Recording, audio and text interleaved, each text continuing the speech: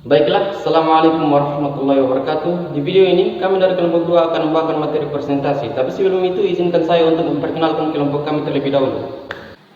Oke, seperti apa yang teman-teman bisa lihat, materi yang akan kami bawakan adalah peran guru dan implementasinya dalam pengajaran bahasa Inggris.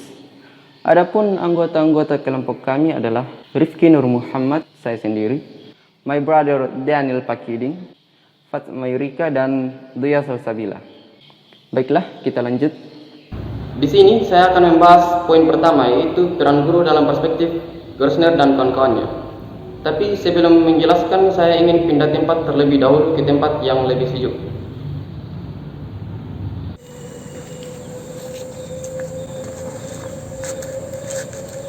Oke, karena cuacanya di sini terlalu panas, saya pindah tempat kembali.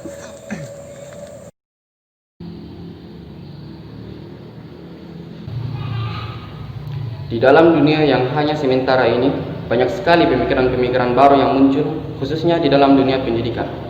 Louis Vincent Gersner dan kawan-kawannya mengkritik tajam pendidikan sekolah yang ada di Amerika Serikat.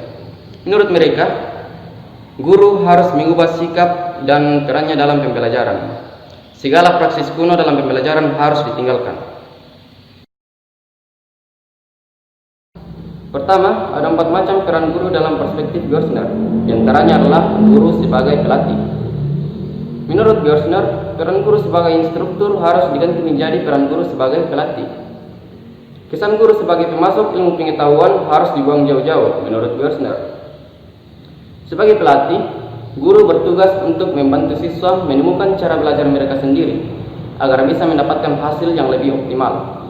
Serta guru harus bisa memotivasi siswanya untuk terus belajar. Dan untuk mencapai hal itu, tentu saja guru harus mempunyai kemampuan menganalisa, mengawasi, dan merencanakan proses belajar mengajar. Selanjutnya adalah peran guru sebagai konselor. Agar guru bisa membangun inspirasi dan memotivasi siswanya untuk belajar, guru harus bisa membangun hubungan akrab dengan siswanya. Salah satu cara yang dikemukakan oleh Gersner adalah dengan cara membuat kelompok-kelompok kecil yang terdiri dari 6 orang, kemudian masing-masing kelompok dibimbing oleh satu guru. Dengan demikian, hubungan komunikasi antara guru dengan siswanya bisa berjalan lebih intensif. Oke, karena tenggorokan saya sudah mulai kering, pembahasan selanjutnya saya serahkan kepada my brother Daniel Pakiding. Kepadanya dipersilakan. Thank you, my brother Rifki. Thank you for this opportunity, and let me introduce myself. My name is Daniel Pakiding, and I will explain materi C dan D. Nah, materi C itu guru sebagai manajer pembelajaran. Nah, di sini ada 2 cara, yaitu cara tradisional dan cara baru.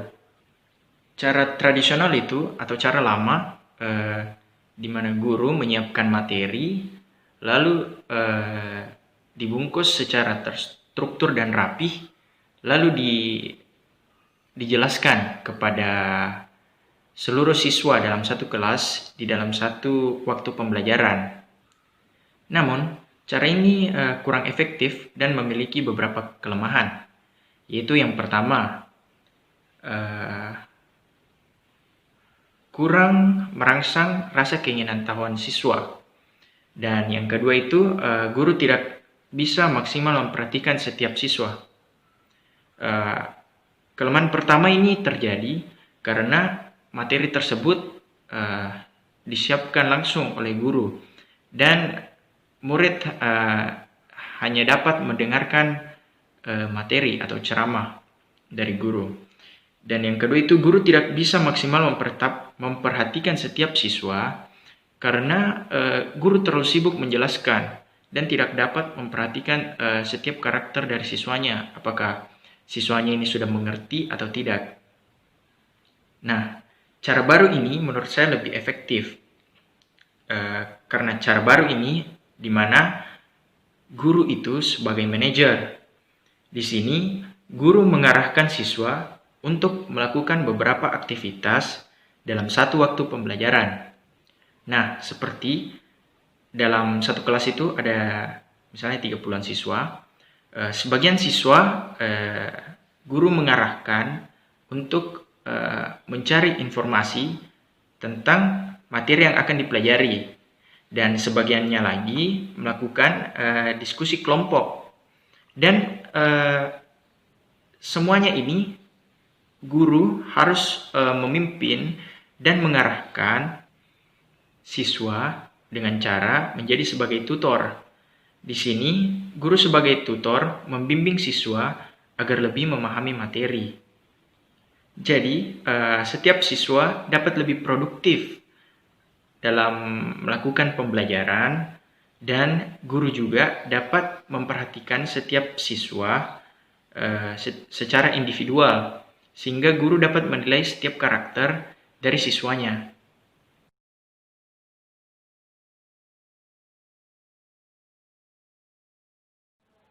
Ya, mari kita lanjut. Saya ganti baju demi memberikan suasana baru dan juga agar teman-teman tertarik untuk mendengarkan penjelasan saya. Ya, jadi saya akan menjelaskan part D, yaitu guru sebagai partisipan. Jadi, Al Shanker pernah berkata dalam bukunya bahwa teaching is a lonely profession. Nah, dalam memahami kata-kata ini, bahwa mengajar adalah profesi yang penuh dengan masa-masa kesepian, saya rasa itu benar. Karena meskipun sekolah ramai, banyak anak-anak dan banyak guru, namun hal ini tetap membuat guru kesepian. Mengapa? Karena begini, mari kita bayangkan. Misalnya, guru mengajar dari pagi 7.30. Mereka masuk kelas dan mengajar. Nah, pada saat mengajar, mereka menjelaskan dan seolah-olah terisolasi dari kehidupan luar. Mereka tidak dapat berinteraksi dengan orang lain karena fokus mengajar selama beberapa jam. Nah, sesudah mengajar di satu kelas, mereka akan pindah lagi ke kelas lain sesuai dengan jadwal, sehingga tidak ada waktu bagi mereka untuk berinteraksi dengan kolega-kolega mereka atau teman-teman mereka. Kondisi seperti ini sangat tidak menguntungkan, karena hal ini menghambat pertukaran informasi. Padahal, hal ini sangat perlu untuk meningkatkan mutu pembelajaran.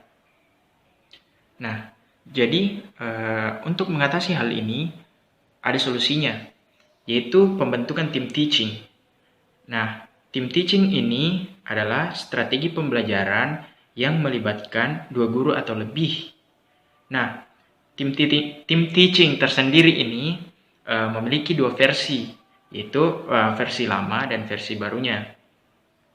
Nah, versi lamanya itu tim teaching ini digunakan untuk mengatur waktu pembelajaran, meningkatkan waktu perencanaan pembelajaran, serta memberikan keterampilan tambahan kepada siswa.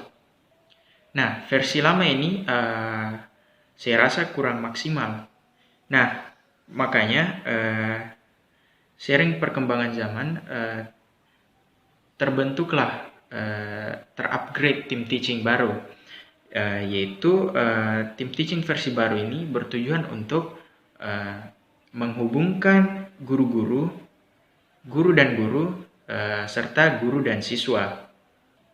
Nah, melalui hubungan ini dibuatlah perencanaan untuk mengaitkan unit-unit pembelajaran dengan strategi pengajaran yang sesuai. Dan juga tim teaching versi baru ini memberikan beberapa manfaat. Yang pertama itu meningkatkan rasa tanggung jawab guru terhadap siswa-siswanya.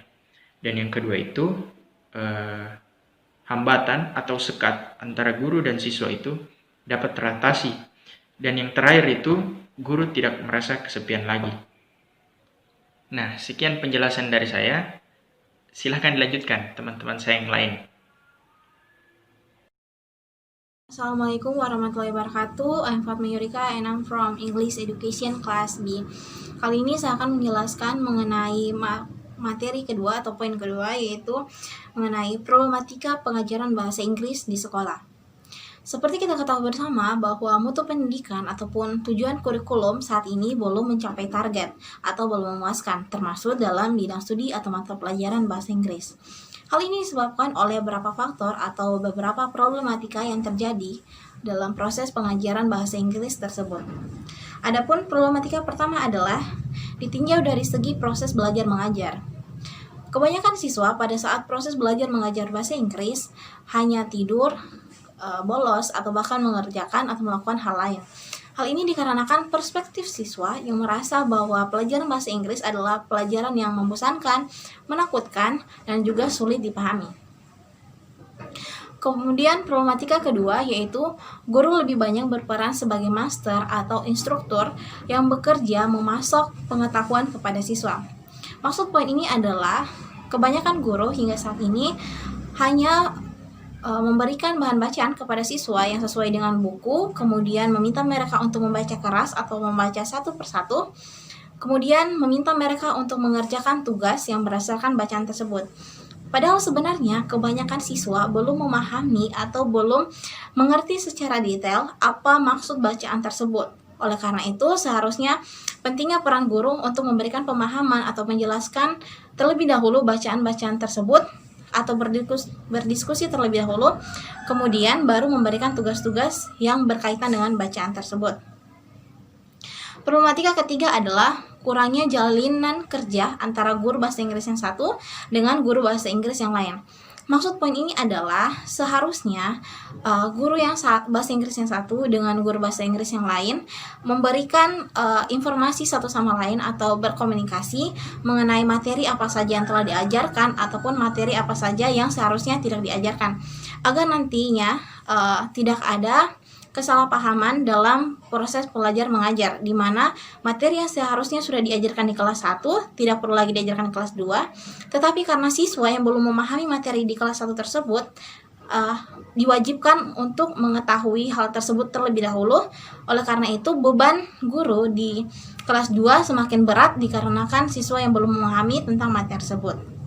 Kemudian yang ketiga adalah hubungan guru dengan siswa yang belum mencapai tingkat kedekatan diharapkan.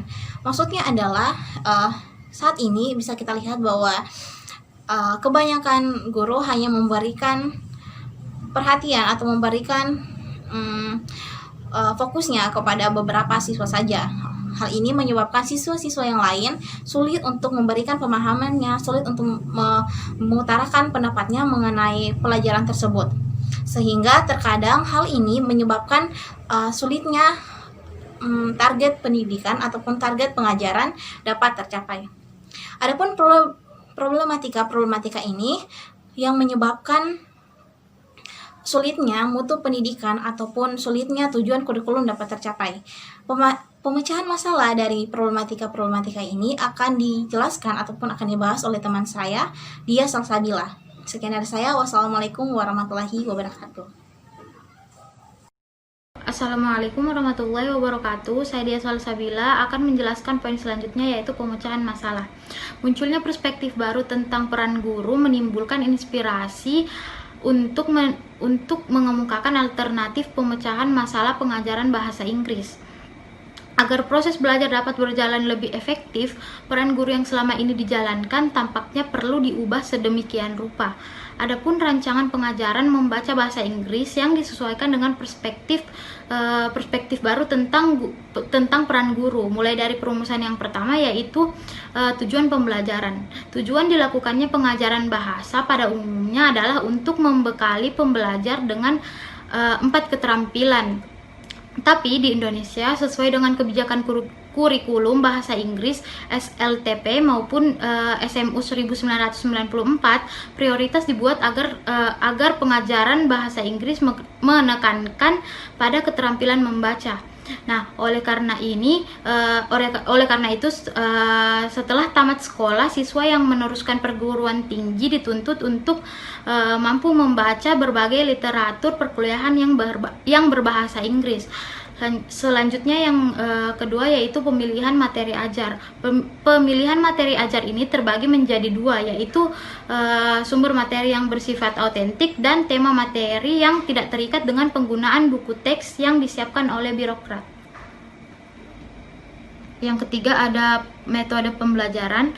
Penyesuaian diri guru terhadap peran baru pada prinsipnya terletak dalam penggunaan strategi pembelajaran yang dilakukan, seperti guru memperkenalkan tema materi yang diberikan, memimpin brainstorming untuk mengaktifkan skemata, membimbing dan memberi kesempatan kepada siswa untuk memberi bacaan mengenai topik-topik yang mereka pilih dalam berbagai macam referensi, meminta laporan kepada masing-masing individu atau kelompok siswa tentang informasi-informasi yang mereka peroleh dari bacaan.